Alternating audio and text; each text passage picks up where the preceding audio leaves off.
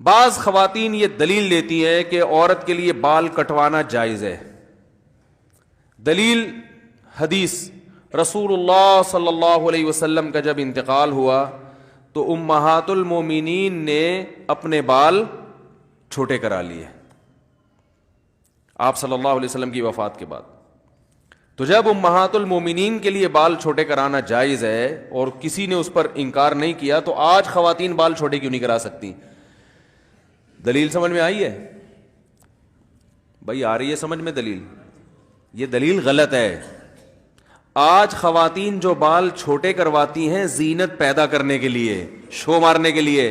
امہات المومنین نے شو ختم کرنے کے لیے بال چھوٹے کروائے ہیں، زینت کو ختم کرنے کے لیے، کہ جس کے سامنے بن سمرا کرتی تھی محمد صلی اللہ علیہ وسلم، جب ان کا انتقال ہو گیا اور اب ہمیں مزید نکاح کی اجازت بھی نہیں ہے، تو اب زینت کا دروازہ بند. اب کس کو دکھائیں لمبے بال؟ تو لمبے بالوں میں عورت کی زینت ہے. اگر عورت چھوٹے بالوں میں زینت سمجھتی ہے تو یہ تغییر خلق اللہ ہے، اللہ کی بنائی ہوئی تخلیق کو تبدیل کرنا. یہ حرام ہے، ناجائز ہے. بھائی ہاں ہوں کر لیا کریں، سمجھ میں آ رہا ہے؟ تو انہوں نے تو زینت ختم کرنے کے لیے اور آپ شو مارنے کے لیے. اسلام میں عورت کے لمبے بالوں میں زینت، اللہ نے عورت کو لمبے بال دیے اس لیے کہ دیکھو آدمی جتنے لمبے بال کر لے، یہاں سے نیچے، ہم نے تو رکھ کے دیکھے ہیں نا، یہاں سے نیچے بال نہیں نکلتے، بہت زیادہ ہوں گے یہاں تک آ جائیں گے، اس آدمی کے بال اس سے نیچے نہیں. اور پھر مزید بڑھانے کی کوشش کرے گا تو پرانے والے بھی ختم ہو جائیں گے. حقیقت ہے. اور عمر کے بعد، ایک عمر کے بعد آدمی یہاں سے کیا ہو جاتا ہے؟ دو قسم کے گنجے پن آتے ہیں مردوں میں. کچھ لوگ ہوتے ہیں یہاں کے بال رہتے ہیں، بیچ سے گنجے ہو جاتے ہیں، یہ پھر بھی غنیمت ہے کیونکہ بیچ میں تو کوئی دیکھتا نہیں ہے نا جھانک کے. اور کچھ ایسے ہوتے ہیں یہاں سے ایئرپورٹ بننا شروع ہوتا ہے، یہاں تک پہنچ جاتا ہے. وہ یہ ہر مرد کے ساتھ ہوتا ہے، لیکن خواتین کے ساتھ ایسا نہیں ہوتا، کیونکہ اگر ان کے ساتھ ایسا ہوتا تو پھر عورت نہ نظر آتی. اللہ کو یہ بات برداشت نہیں ہے کہ عورت ہو اور مرد نظر آئے. تو اس لیے اللہ نے عورت کی زینت سر کے بالوں میں رکھی.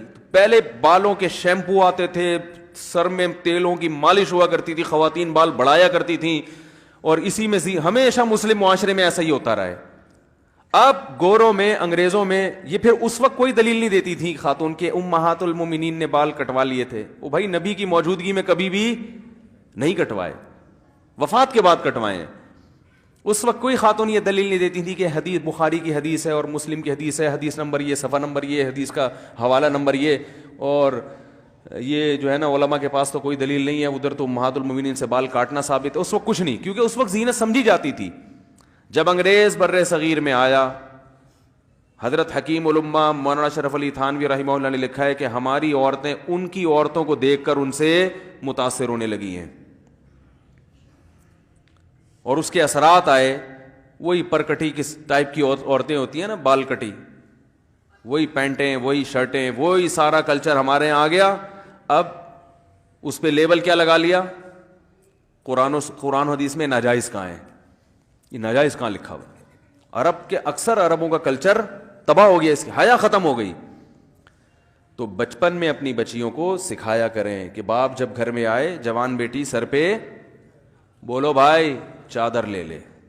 بھائی جب آئے تو جوان بہن کو چاہیے کہ سر پہ دوپٹہ لے لے. زیادہ سختی نہ کریں، کوئی حلال و حرام کا مسئلہ نہیں ہے، لیکن کم از کم جو بے حیائی ہمارے معاشرے میں پھیل رہی ہے، جو ماڈرنزم پھیل رہا ہے جس قسم کا، جس سے حیا ختم ہوتی جا رہی ہے، اس کے خلاف کچھ تو انسان جہاد کرے نا، کچھ تو رکاوٹ ڈالے اس میں. آج باپ کو شکایت ہے کہ بیٹی سنتی نہیں ہے بات کو، بھائی کو شکایت ہے کہ چھوٹی بہن پہ بھی میرا زور نہیں چلتا. اس لیے نہیں چلتا کہ اس سے حیا کیا ہو گئی ہے؟ ختم. اس میں شرم و حیا کیا ہو گئی ہے؟ جب لباس ایسا پہنے گی تو شرم و حیا ختم. جب شرم و حیا ختم تو بات سننا تو شرم و حیا کے بعد ہوتا ہے. بھائی جس میں شرم و حیا نہیں ہے وہ تو جواب دینے میں فخر محسوس کرتا ہے.